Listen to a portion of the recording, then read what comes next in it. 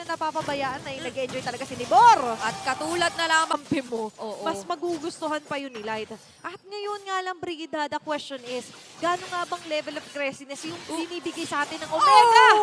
Ngayon, somehow yung nagiging task force ng Raiders sa lubong. Ay! Napakaraming ginulat doon sa likod. Hindi lang tayo na nanonood. At ngayon si Light ay gagamitin din harap-harapan yung Avatar of Guardian. Pero mukhang siya ay mapapatumba pa rin naman ni Ryota. Primal Draft na Kinopia gagawin. Importante. At ito na nga lang din ang pagtawid ng Lord. Wala na nga lang din yung mga shockwave ng kanilang Uy! inhibitor turret, pero meron diversion play! May nakikita tayo doon sa likod At mukhang si Joe may iwasan pa niya yung attempt. At sa halip ay gugulatin pa yung mga miyembro sa likod ng RSG. Dalawang na burst down at mapapatumba. Tapos yung Rat of Dryad. Napakaraming nahuli. At ngayon maski si Light na pumasok ay mukhang tutusukin lang. Ang Ay, RSG. Ogi Shadow Kill, ginamit na ni Andoryu.